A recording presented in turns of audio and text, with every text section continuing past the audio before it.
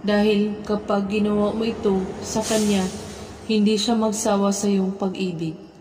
Gawin mo ito, napakadali lamang, ngunit ang epekto ay isang sobrang matindi.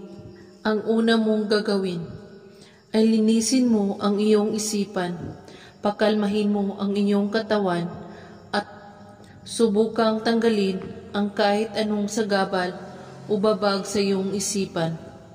At kailangan mo itong gawin sa bilog ng buwan at sa madilim na kwarto mo.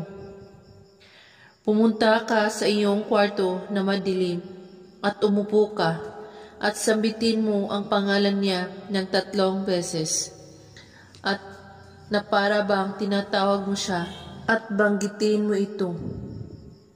Diez malipos puntundok.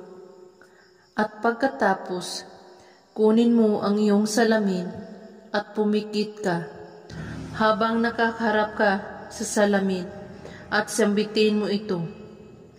Sa pamamagitan ng salamin, tulungan mo ako. Ito lamang ang aking hiling, na siya ay aking maangkin at ibigay siya sa akin. At ito ang aalay ko, tanggapin mo.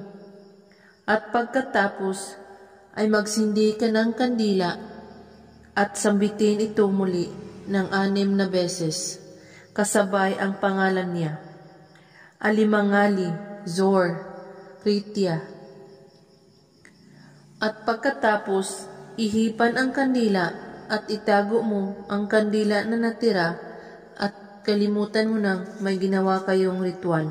Gawin mo lang ito sa kabilugan ng buwan, kahit anong oras.